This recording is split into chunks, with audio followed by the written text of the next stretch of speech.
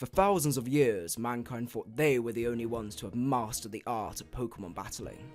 But they were wrong. Using battle tanks to control their Pokemon's moves and switches, fishes are rising up to try and become the new champions. Cue the music.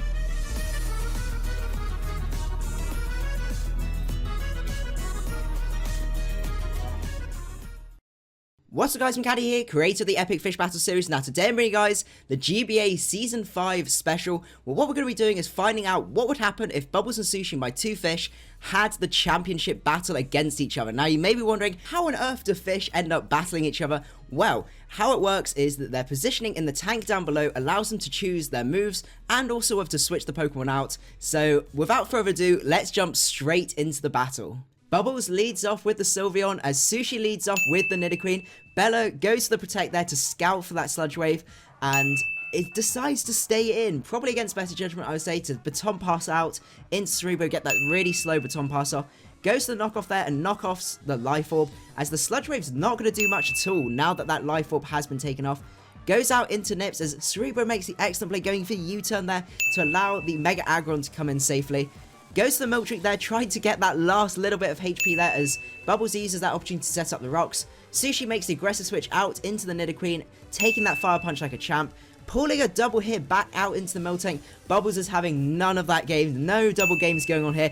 Sushi goes for another one here, is it going to pull off? Unfortunately it doesn't. Aggron is just staying in, going for those Fire Punches and snags the burn as well. Now that's going to be really, really huge. Stays in on that Earth Power. Sushi is not over predicting this time, as Bubbles uses the opportunity to set up a second layer of rocks right there. Goes back out into the Miltank, predicting another switch. But no, Megatron is just in here to stay, as at least this time Sushi is able to get the HP back on that Miltank, which is really nice. Third layer of rock from Megatron there, as he's still going for those Fire Punches, trying to snag a burn on it. Going back out into the Nidoqueen, unfortunately sacking off the Nidoqueen because it will go down to burn this time, as Bubbles finally switches out into Cerebro. Now Sushi makes a great play here, going out into the Proto, as the knockoff is going to take off the Custap Berry on that Scizor, but the Scizor is able to get a huge U-turn off, which is going to do so much damage, and allow the Mega Lopunny to go in.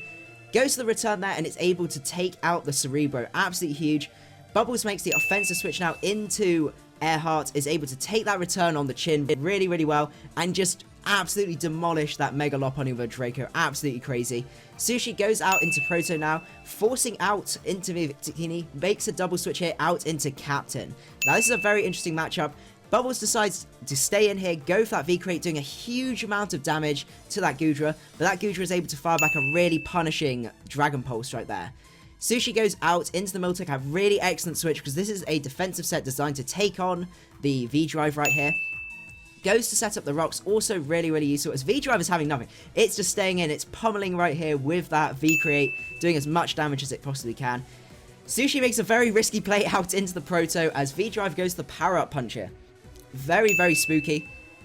Bullet Punch, unfortunately, from Sushi is not going to kill, and V-Drive is now at +2, which is just absolutely insane. Can be doing a huge amount of damage to whatever comes in. Goes out into Captain here, as the U-turn is going to come out. Unfortunately now, V-Drive will drop to rocks, but still has managed to take out the Goodra as well, which is just absolutely crazy. Goes down to Bella. Sushi makes the questionable play, goes out into the Scizor too early, got too excited, and unfortunately that drops to rocks. But Water Hazard is able to come in here, go for that Crab Hammer and do a huge amount and just wipe out that Bella. Out comes the Megatron. The question is, will it live? And he misses the Crab Hammer. That's absolutely huge. Megatron is able to fire off that Fire Punch and get some really nice damage off there.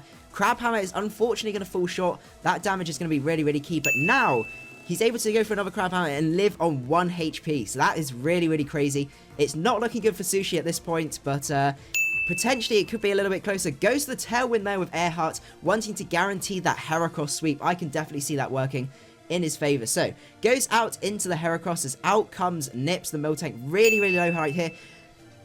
Bubbles goes to the Swords Dance here, as Nips is able to get the HP up, and decides to then switch out into V-Drive. Probably not the best set of moves from Bubbles, because now Nips is at full HP. It's a 1v1 right now. Absolutely crazy. Goes to EQ, as Nips is just going for this Milk Drink, trying to stall out something, or at least hope he won't click the close combat right here.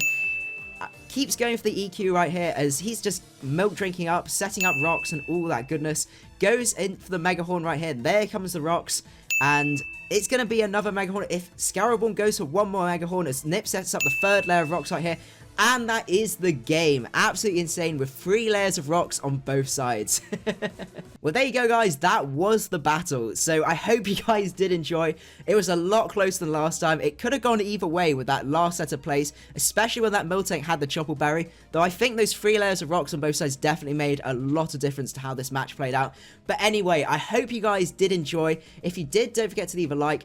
Also on the side as well should be links to some of the other epic fish battles if you want to go check those out, and also a link to my channel down below if you want to see the full playlist right there. Hope you guys enjoyed the video, and I will see you guys later. Macadii out.